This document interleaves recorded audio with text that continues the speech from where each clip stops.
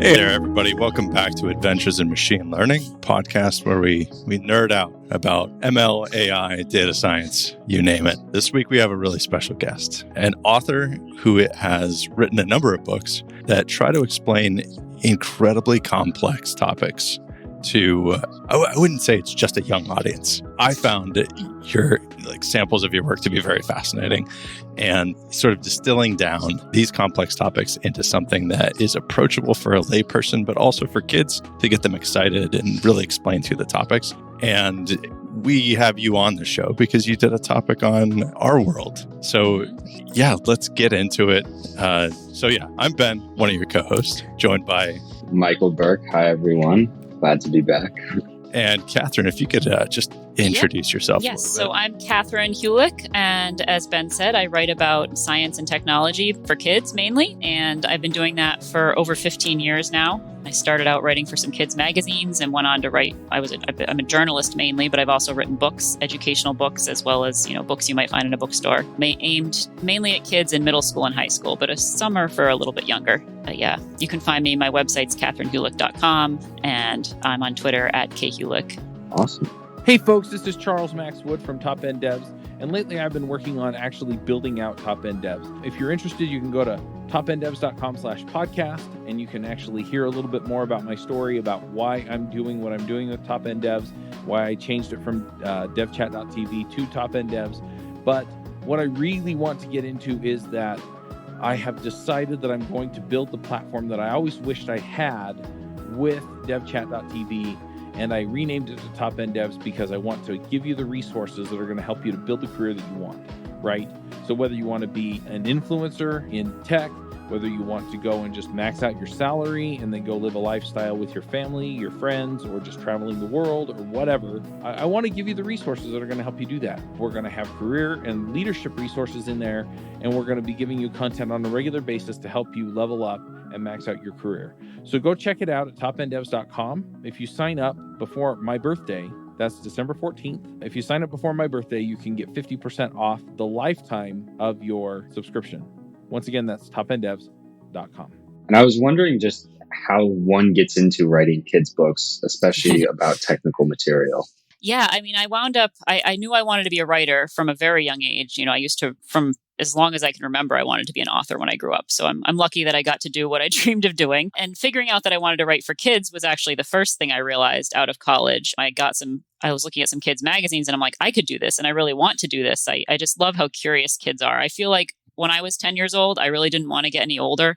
And some part of me, I don't think really ever did. I just kind of really connect with the questions kids ask and how curious they are and how excited they get about things. And that's why I like writing for them, because they're just a great audience. And I did an internship with a kids magazine group, and I got to know the science editor really well. And that's actually how I got my first published piece, is I wrote for her.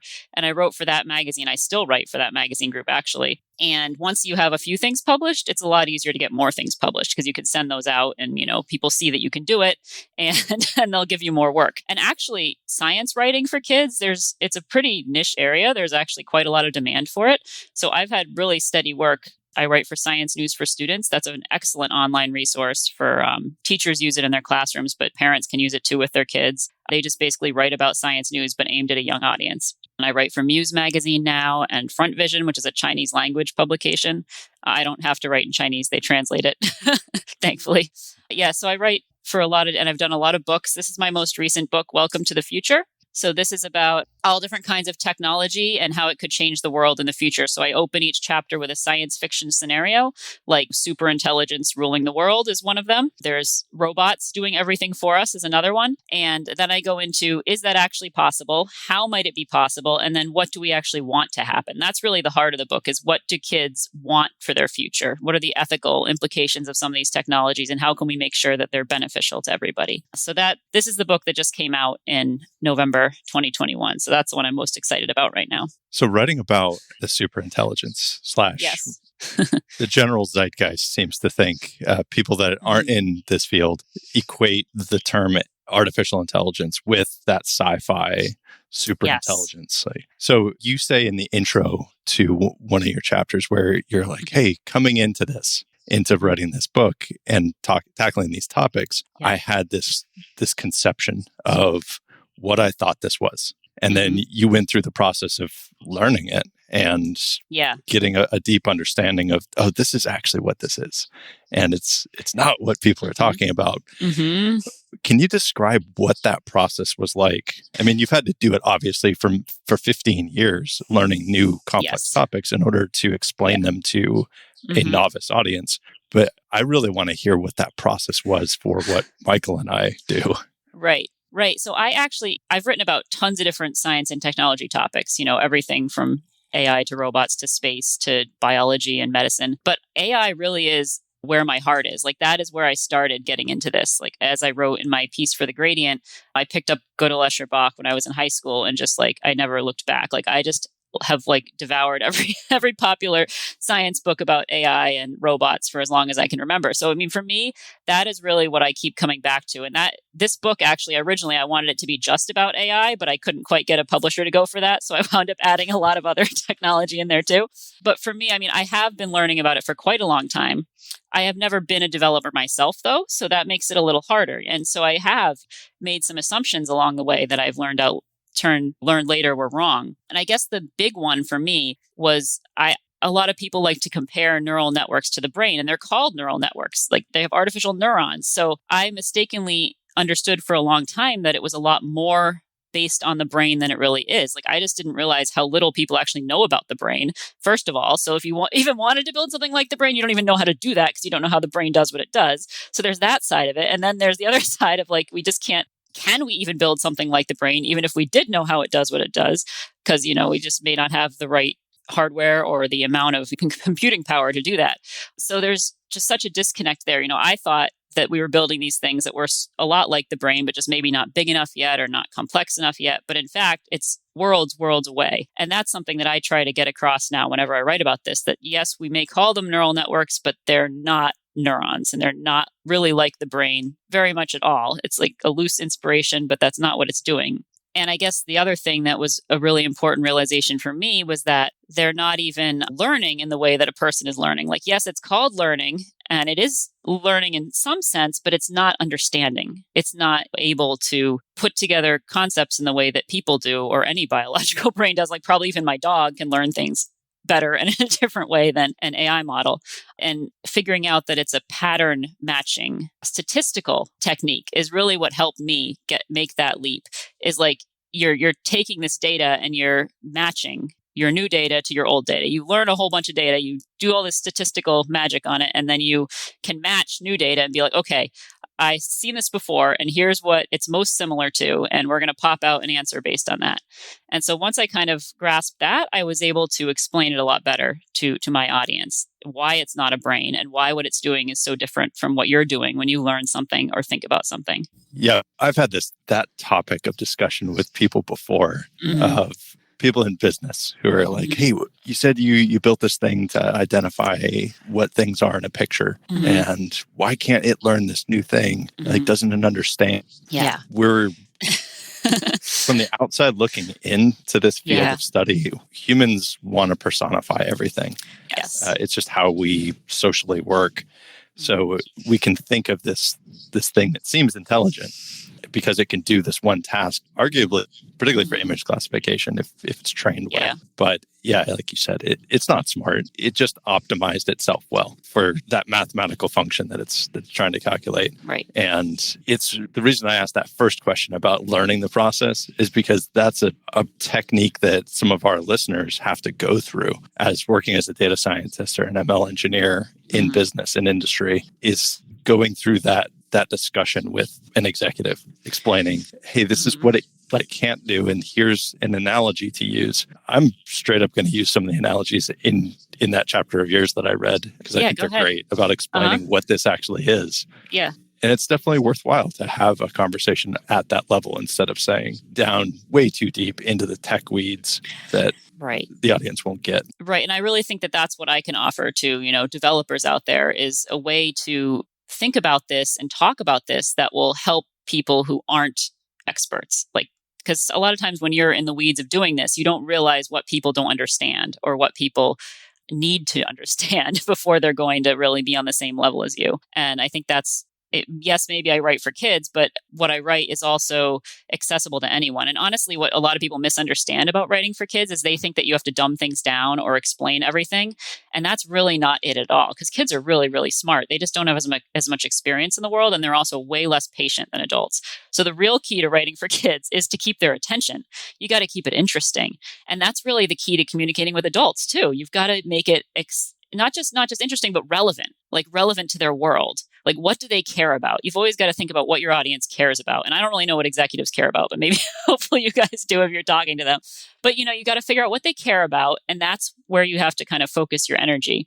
So that's, some of the analogies that I use when I'm talking about AI with kids. I try to think about things that are relevant to them. I use games a lot, like the AI that have been trained to play games, because that's something that's interesting to kids and they can grasp. I do talk about the brain, but as I said, I'm very careful not to compare AI to the brain too directly, but that is another way that you can help understand, what's going on here. But yeah, that's what I always try. Keep it relevant and keep it interesting. That's way more important than making it simple or dumbed down or whatever. And I hate that phrase because I don't dumb things down. Yeah, that's a really, really good point. And I've seen so many technical people try to present technical topics to non-technical people.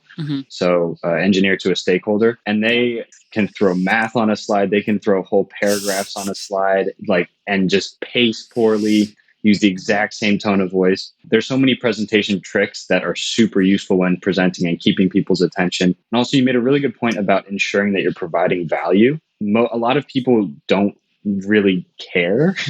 It's sad to say, but right. We find it really cool. And also because we have so much context into this field, because we use it all the time, intricacies are relevant and valuable. But oftentimes people just want to know the outcome, and they don't really care how it works. Like, will it help me? Will it hurt me?